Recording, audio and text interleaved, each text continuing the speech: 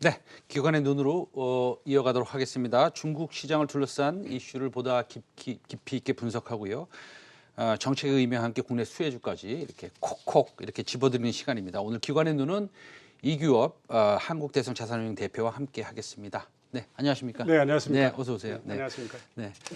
그 세계 각국이 앞다투어 이제 그 경기 진작을 위해서 여러 가지 정책을 발표하고 있습니다. 예. 중국은 조금 그 뒤처지는 것 같기도 해요. 뭐 네. 금리를 뭐 적극적으로 내린다든지 이런 모습을 조금 보이지 않고 있는데. 네. 그런데 소비 진작 정책을 발표했다고요? 어떤 내용입니까? 네, 그렇습니다. 네. 이달 18일 날 리커창 총리 주재로 상무위원회가 개최됐는데요. 거기 4대 분야에 대해서 집중적으로 보조금을 지급하기로 하는 소비 진작 정책이 발표되었습니다. 주요 내용을 본다면은 4대 분야 중에는 가전, 자동차, 요식업 그리고 농촌 분야입니다. 그 내용은 가전 같은 경우에는 일정 시간이 지난 경우에 보조금을 지급하고 또 승용차인 경우에는 1.6리터 이하의 승용차를 교체 수요가 발생할 경우에 정부에서 보조금을 지급해 주기로 하는 그런 골자로 4대 소비 분야에 대한 진작 정책이 발표되었습니다. 과거에 그 가전, 그 오래된 가전제품 교체 수요에 대해서 보조금을 준다는 적이 몇 번 있었던 것 같아요, 과거에. 네, 그렇습니다. 예. 그때 중국 시장이 괜찮았습니까? 네, 괜찮았죠. 예. 알겠습니다. 그래도 이제 중국은 다른 나라에 비해서 아무래도 코로나를 이제 뭐 어느 정도 잡은 상태이기 때문에 네. 예, 일단은 소비 부문에서도 빠른 회복세를 보이고 있긴 합니다. 어느 정도 지금 다른 나라랑 비교했을 때 이 그 회복세의 강도는 어떻습니까?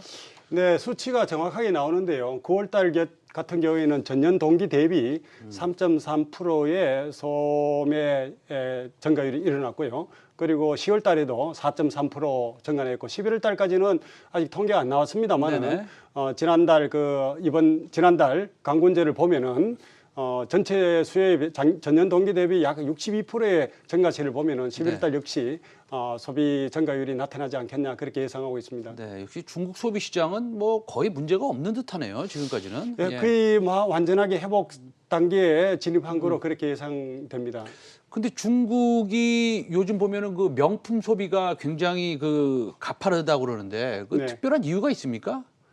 글쎄요, 그거가 원래 이번 달에 광주에 에르메스 매장이 개점이 됐는데요. 네네. 다시 재개점이 됐는데 네. 하루 만에 32억 원의 매출을 올렸답니다. 아하. 이것을 보면은 소비자의 심리가 그동안 움츠러졌던 게 보복 심리가 그렇게 작용하지 네네네. 않았나 그런 생각이 듭니다. 예. 네. 예. 그 중국 소비의 성향이 뭐 특별히 있습니까? 어떻습니까, 요즘에? 중국 소비의 성향을 보면요. 네네. 특히 명품 소비에 대해서 집중적으로 지금 증가되고 있는데 이는 중국 명품 소비의 세대가 소위 말하는 밀레니엄 세대라고 볼 수 있지 않겠습니까? 네네. 25세부터 35 사이인데 네네. 이 연령대가 중국에서 약 30% 점유하고 있습니다. 4억 아하. 1천만 명인데 네. 이 세대가 집중적으로 명품을 소비하고 있고요. 전 세계 명품 시장의 4분의 1이 지금 중국에서 소비하고 있고 약 전문가의 예상에 의하면 2025년에 전 세계 명품 시장의 3분의 1이 중국 시장에서 점유가 일어나지 않을까 그렇게 예상하고 있습니다. 대단합니다. 저도 이제 홍콩에서 한 5년 정도 근무를 했지만 네네. 중국에서 제가 있을 때 그때는 네. 물론 코로나 바이러스가 없을 때지만 그렇습니다. 예. 그 중국에서 내려오신 분들이 그 뭐 샤넬 매장이나 에르메스 매장에 이렇게 줄을 쫙 서 있거든요. 예, 그래서 예, 중국 예. 사람들은 뭐 굉장히 명품 소비는 굉장히 뭐라 그럴까요? 예. 아주 그렇습니다. 강합니다. 예. 네. 예. 그 돈도 많은 것 같아요. 어디서 그렇게 돈이 나는지 모르겠습니다. 그렇습니다. 예. 그런데 그 요식업에 대해서 한번 여쭤보고 싶어요. 그 네. 요식업도 사실은 증가 추세에 있다고요? 네, 그렇습니다. 특이할 만한 것은 지금 코로나 기간 중에 가장 피해를 많이 보았던 것이 요식업종이라 할 수 있는데 요식업마저 지난달에 0.8%의 증가율을 보였습니다. 그런 거를 보면은 지금까지의 코로나가 회복 단계에서 본격적으로 진입했다고 그렇게 볼 수 있겠습니다. 네네. 예. 알겠습니다. 그 중국 소비 시장이 빠르게 회복되면서 특히 명품 시장이 빠르게 회복되고 있고요. 요식업 자체도 뭐 조금 늘고 있다라는 거 보면 역시 뭐 중국은 어느 정도 이제 코로나 바이러스가 잡혔다 이렇게 생각이 드는데 이 수혜를 받을 수 있는 우리나라 종목이 있을까요? 그렇습니다. 네. 지금 요식업이 0.8% 증가율에 힘입었고 네네. 더구나 지금의 그 중국 젊은이층의 유행어가 있습니다. 그 유행어가 무엇이냐 하면은 스타벅스에서 커피를 마시고 네네. 파리바게트에서 빵을 먹고 네네. 하겐다즈에서 아이스크림을 먹어야지 네. 소위 말해 젊은이들 가운데 인정해주는 아하. 그 현대인이라고 인정을 해줍니다. 그 우리나라 파리바게트가 중간에 들어가네요. 그렇습니다. 네네. 특이할 만큼은 우리나라 파리바게트가 네네. 이게 한국 업체인지 네네. 프랑스 업체인지 네네네. 잘 그 구분을 못 하고 있습니다. 그래서 네. 한할령이 굉장히 그 있을 때에도 네네. 파리바게트가 그렇게 타격을 입지 않았어요. 특히 중국 음식 문화에서 특이할 만한 것이요. 1인당 베이커리 소비액이 네. 미국 같은 경우에는 48kg 정도 되는데 48kg요. 예, 그렇습니다. 약간 수치가 옛날 거지만 네. 중국 같은 경우는 7.2kg에 지나지 않습니다. 그렇게 보면은 향후에 중국의 식생활 문화가 네. 조식 문화가 네. 조식 식생활 문화가 좀 변경이 있다면은 중국의 14억 인구지 않습니까? 네. 폭발적으로 베이커리 수요가 증가되고 네. 중국에서 가장 유명한 베이커리 중에 하나가 파리바게트입니다. 그래서 파리바게트의 수혜업자가 수혜업적이라고 볼 수 있겠습니다. 예. 네. 근데 파리바게트가 중국에 매장이 몇 개나 있습니까 지금? 작년 말 기준치로 전체 파리바게트의 세계 매장 6,700개인데요. 네네. 중국에서 가장 많습니다. 네네. 291개고요. 네. 미국에서는 약 한 80여 개 지나지 않습니다. 예. 알겠습니다. 중국에 290개, 300개 가까이 있네요. 그렇습니다. 예. 예, 대단합니다. 예. 중국의 1인당 베이커리 소비량이 7.2kg. 근데 미국은 40kg가 넘고 네, 그렇습니다. 예. 뭐 중국인들도 빵 적게 먹으라는 법은 없으니까요. 그렇죠. 이게 이제 늘어날 수 앞으로는 있다고 이제 보시는 거군요. 예상되겠습니다. 예, 예. 알겠습니다. 젊은이들도 많고. 네, 그렇습니다. 예. 그 왕이 중국 그 국무위원이 1년 만에 방한을 했습니다. 그렇습니다. 예, 예. 그러고 방한을 했는데 그쪽에서 뭐 특별한 뉴스가 나온 거는 좀 없는 것 같습니다. 그리고 코로나가 그렇습니다. 조금 이 좀 진정이 돼야지 그 시진핑 주석도 오신다 이런 뭐 보도를 통해서 그런 말들이 있는 것 같은데요. 네, 네. 이거 어떻게 보십니까? 이 상황을? 예. 예, 이 상황이 왕이 부장이 24일, 27일 일본과 한국을 방문하면서 특히 25, 26, 27, 3일간 한국에서 머물면서 네네. 외교부 장관과 그 회담을 했는데 10가지 그를 항목을 발표를 했습니다. 그 가운데 제가 가장 눈에 띄는 것이 네네. 그 내년부터 네네네네.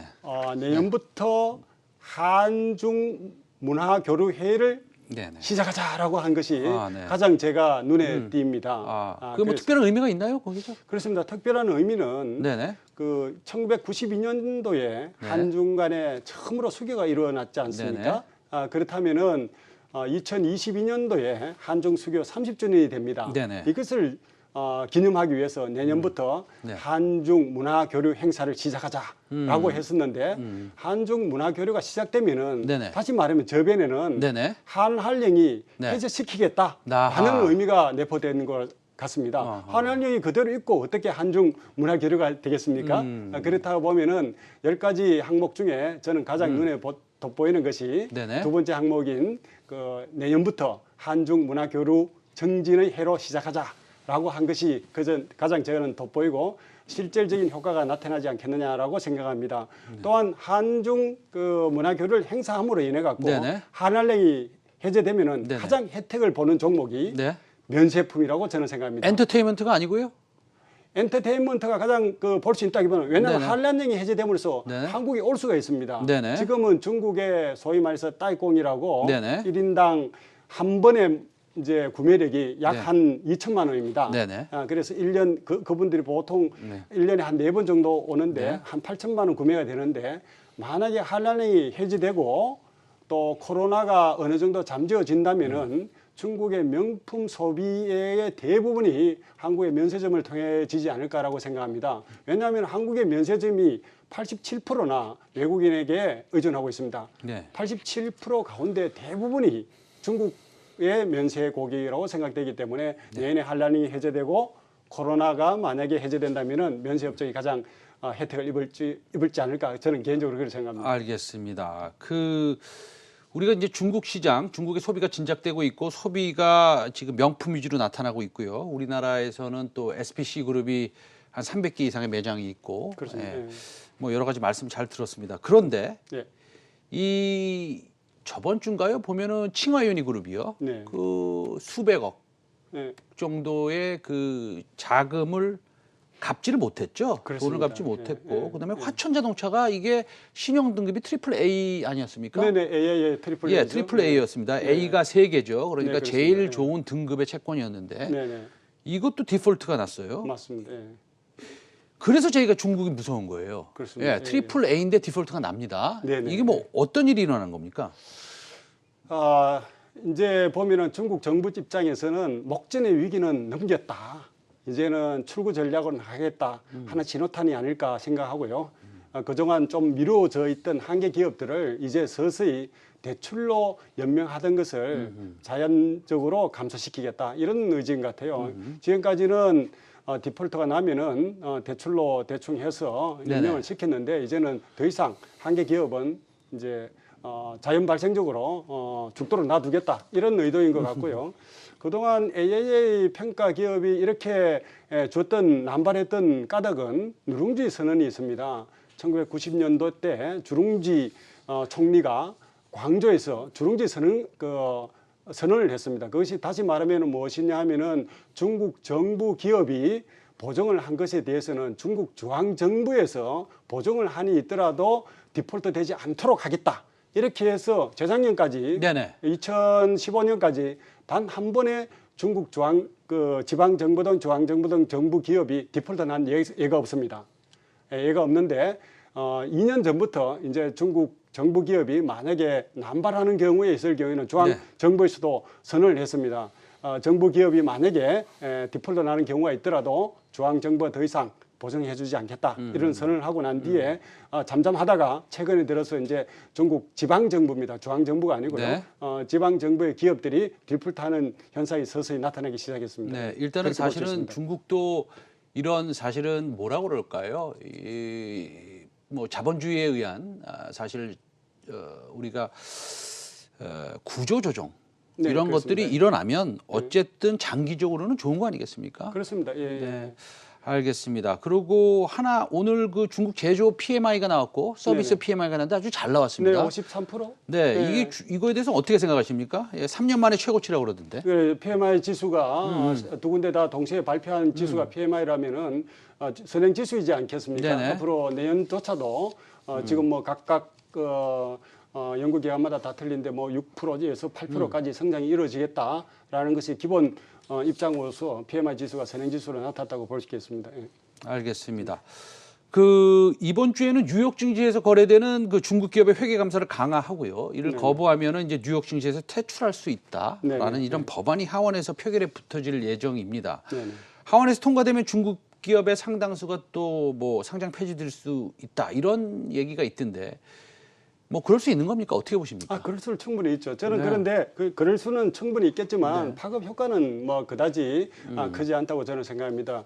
중국의 IT의 대표적인 세계 기업이 텐센트, 알리바바, 징동이 모두 다 미리 예측하고 지금 홍콩에 상장돼 있지 않습니까? 네네네. 소위 말해서 지금 한 66조 조달 금리를 66조 원을 미국 정시로부터 조달했는데 이번에 엔터그룹을 보면은 홍콩 정시에 상장하는데 3천조가 몰렸지 않습니까? 네네. 한 그룹의 일부 파트가 상장을 홍콩에 하고 중국에 상장을 하는데 3천조나 몰렸는데 미국에서 그동안 조달했던 66조가 그다지 크다고 볼 수 없겠습니다. 그래서 실제로 미국이 이렇게 엄포는 큰데 중국에서 실제로 타격이 있는 기업들이 타격이 있는 것은 뭐 그다지 큰 것은 아니라고 봅니다. 물론 엄격하게 이제 요구를 하면은 일부 기업들은